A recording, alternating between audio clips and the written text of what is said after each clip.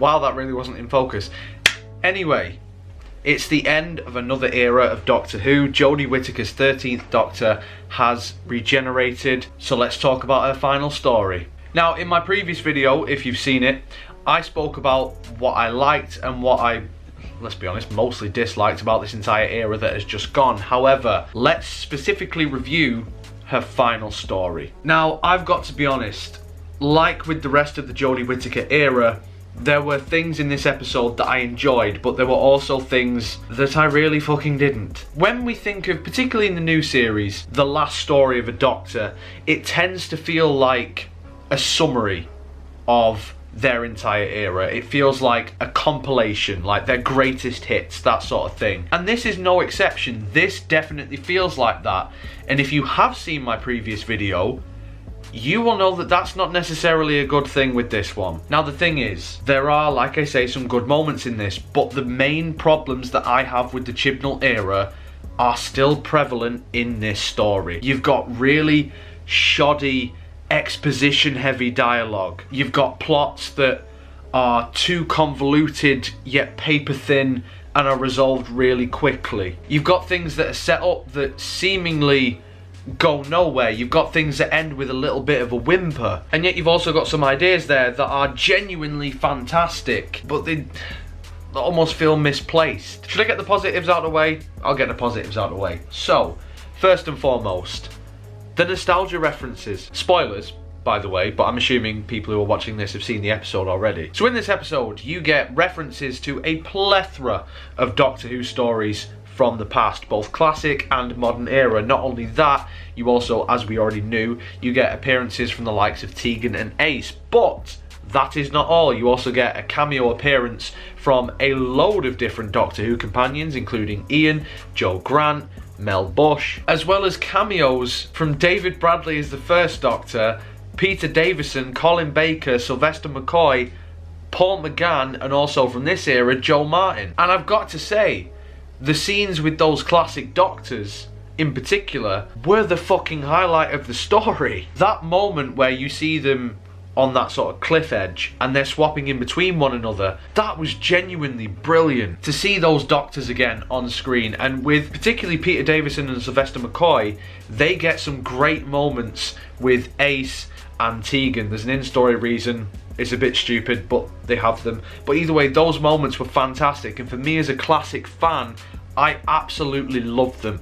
Paul McGann, out of, you know, that scene where they're on the cliff edge, I thought he was a standout. The banter between him and Sylvester McCoy, there's a moment where he's like, because they're all dressed in robes, whereas Paul McGann's in his outfit from Night of the Doctor, and Jodie's just like, why aren't you wearing robes? And he's like, don't like robes. And then Sylvester McCoy's like, there's always one. Those moments I thought were brilliant, but did they need to be there? No, probably not, but I imagine they put them in not just because, you know, it's the 100th anniversary of the BBC, but also because, you know, it's a sort of a celebration almost, nearly, of Doctor Who's anniversary, so I kind of get why they put them in. Did they need to be there? No, but I love that they were, and I think they were very, very, very well done, and possibly some of the best dialogue and the best understanding of the Doctor in the dialogue that the Chibnall era has actually had. I think that's all I've got for the positives, if I'm honest. The rest of it, like I say, some of the dialogue is as bad as ever.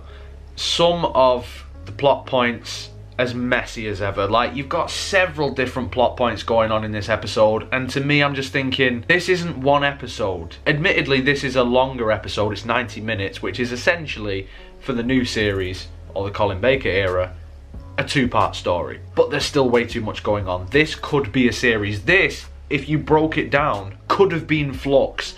And if they'd expanded on it properly, it probably would have been better than Flux. You've got the stuff with the Daleks and the volcanoes, you've got the Cybermen invading UNIT, you've got the Master being Rasputin, you've got the Master forcing the Doctor to regenerate and becoming the Master. Like, they shouldn't be in one story. That's too much, even if it is a bumper episode. The plot just didn't feel focused, and again, like I say, that is a common problem throughout the entirety of this era. Another negative that I want to highlight at this point actually is the special effects. Now, Jodie's era, for the most part, I've actually thought has had some pretty good CGI. This episode, not really.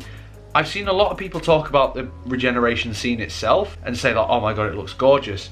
To me, it looks very clearly like Jodie Whittaker is stood on a CGI set, and there's a lot of stuff like the Dalek drill thing in the volcano that looks like it's CGI. A lot of the stuff with the Cybermen where they're shooting the lasers, it looks like CGI, and the lightning and everything when they're converting people. All the special effects look shit. And again, you shouldn't really hold Doctor Who, well no, because I say that about classic Doctor Who, but I genuinely think there's some special effects in classic Doctor Who that look better than this episode. And I mean, it's not Underworld level, don't get me wrong, but it's not miles away, if I'm totally honest. But let me get on to what I think is the biggest complaint, because the other stuff is sort of standard problems that I've mentioned, not just in my previous video, but when I did my review of Series 11 with the Whittaker era. I think my biggest problem is that I feel bad for Jodie. You guys, if you watch my channel, will know what I think of Jodie's Doctor. I don't like her. I don't think she's been a good Doctor. I don't think she's been written well, but I don't think that she's helped herself. But I go back to the last time that I did a regeneration story, which was of course Peter Capaldi's. And the thing that I said in that video was I really didn't like that the first Doctor, played by David Bradley, was in that story, because I felt that it somewhat overshadowed Capaldi in what should be his moment. You know, it was his episode, his final one, his last hurrah. And he should have had that all to himself, right? And the thing is, this episode has that exact problem times 10. Not only does Jodie Whittaker not really feel like she's the centerpiece of this episode, but she's overshadowed by the appearance of the classic Doctors. She's overshadowed by the appearance of David Tennant at the end. She's overshadowed almost by the appearance of Tegan and Ace, like, you know, more nostalgia stuff. And listen, like I say, I'm not a Jodie stan or anything like that, but I imagine if I was, I'd be incredibly pissed off, because this, if I'm putting myself in the shoes of those people, this would be my Doctor's last story, my Doctor's last adventure, and it should be theirs.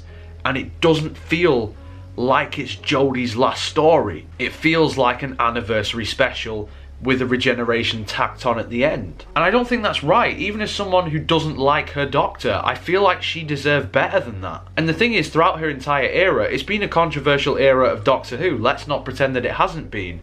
And I feel like this final episode almost justified that, if you know what I'm saying. It's almost as if she couldn't carry her own regeneration episode. They had to, you know, bring in the old boy so they'd make her genuinely feel like the Doctor or something like that. And I'm sure that that wasn't the thought process behind the scenes, but I don't know. As much as I enjoyed those scenes, I also didn't like them for her benefit, because she should be the Doctor in her own right, love her or hate her. Another thing that I'll praise as well was the Master, Sacha Dhawan. I think he had a very, very good performance as the Master. I really liked him as like the Doctor Master as well. That was pretty cool. Although actually, if going back to the negatives, Dan didn't need to be in this episode. Vinder, why was he here? What was the point? Yaz's exit, crap. Probably one of the worst in the series. And again, these are elements of the Jodie Whittaker era that just sort of felt swept under the carpet, and it just sort of reinforces the point that I just made, that it didn't really feel like her last story. It didn't really feel like a summary of her era. Which is a shame, you know. Again, I'll repeat, love her or hate her, she still deserved her own finale. So obviously, David Tennant's back. We all knew that he was going to be, but we didn't know who Jodie was going to change into. Was it going to be David Tennant? Was it going to be Ncuti Gatwa? We had no idea. Well, the confirmation is, yeah, it's David Tennant. And I remember actually putting a tweet out saying that, you know, I don't mind that. I don't mind the fact that the Doctor would regenerate into a former self, and then I put a picture up of the curator saying like, oh yeah, if they did that, that'd be really stupid. And then someone got really angry with me and was like, yeah, nah, you're just sexist against this era. The Doctor's going to regenerate into Ncuti. And then when I replied, they blocked me. So I don't think you will be, but if you're watching this, fucking told you. But anyway, David Tennant back as the Doctor. Why the clothes regenerated as well, no idea. But cool. like, we knew he was back. Now we just have to get excited for what's going to come with, was it 3 episodes that we're getting for the 60th anniversary special? Yeah, I mean, David Tennant, he's not my favourite Doctor by any stretch of the imagination, but it's great to see him again. I must admit, when I saw that regeneration, I was like, oh my god, I feel 10 again. Like, it's, ironically, I feel 10 again because 10 is back, although he's 14 now. Yeah, so we just have to see how it goes, but like I say, this was not a good episode. You take the nostalgia stuff out of it, this is just a bloated, paper-thin plot mess. Was it fun? In places, yeah, but a bit naff. Like the rest of the era. In the comments below though, guys, let me know what you think of Power of the Doctor. Did you love it? Did you hate it? Anything in between, whatever it might be, let me know down below. If you enjoyed this video, then make sure you leave a like on it, subscribe for more. Social media and Patreon links will be in the description as always, so if you would follow me on any of those things, I'd absolutely love you forever. But until next time, guys, you take care of yourselves. Goodbye.